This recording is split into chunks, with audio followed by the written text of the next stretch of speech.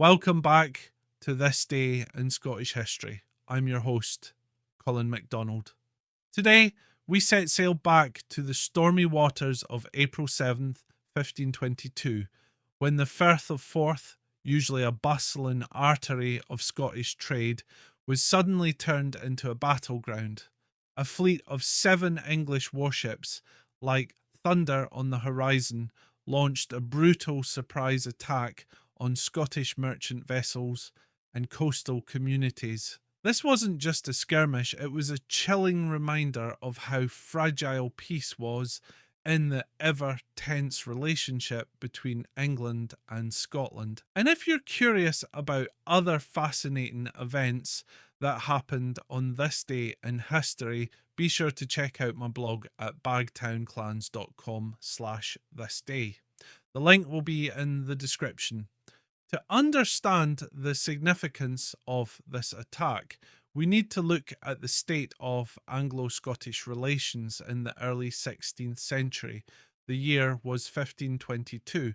Scotland was under the rule of the young James V, who had ascended the throne as a child following the death of his father, James IV, at the Battle of Flodden in 1513.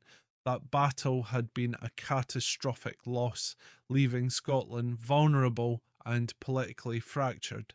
A series of regencies and power struggles followed, and while James V was technically king, much of the governance was handled by ambitious nobles vying for influence.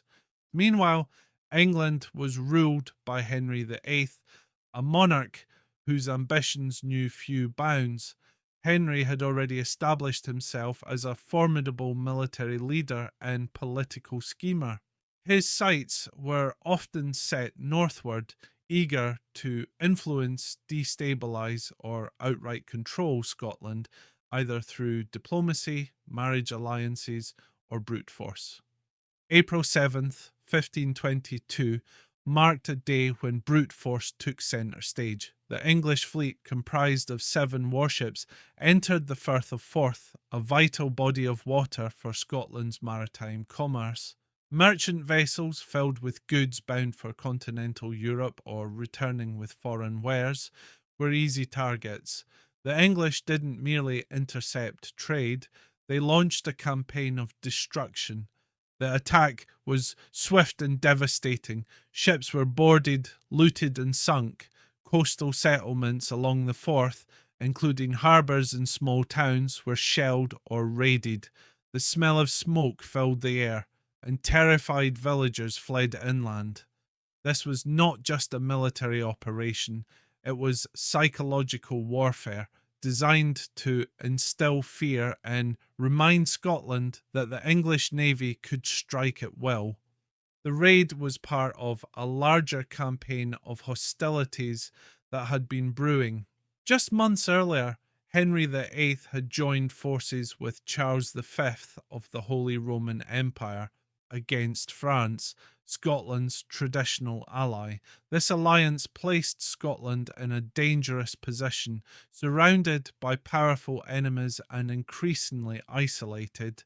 The English attack in the Firth of Forth was both a strategic move to disrupt Scottish trade and a warning shot. England was watching, and any attempt to support France or resist English pressure would be met with fire and steel. The aftermath of the raid was sobering. Trade ground to a halt, insurance rates for merchant vessels skyrocketed, and many Scottish lords demanded retaliation. But Scotland was in no position for a full-scale naval response. The country's navy was small, and internal divisions hampered any coordinated defence. James V, still a teenager, would grow up deeply influenced by these threats and humiliations. He would later invest in fortifying Scotland's coastal defences and rebuilding the navy, but in 1522 the kingdom was simply caught off guard. The attack exposed just how vulnerable the kingdom had become in the wake of Flodden and underscored the importance of naval strength in an increasingly maritime age. This event also sowed seeds of deeper mistrust. It wasn't just a tactical blow, it was a cultural wound.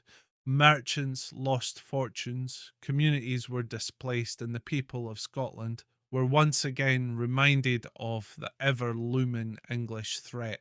It reinforced the idea that Scotland must look to itself, to its fortresses, its fleets, and its people for survival.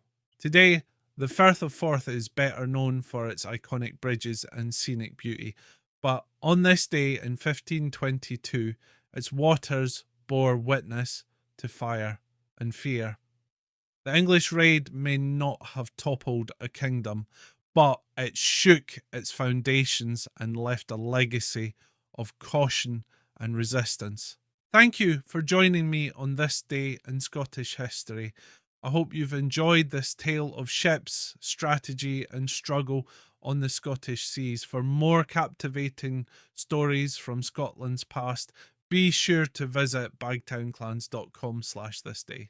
Until next time, I'm Colin MacDonald. Haste you back.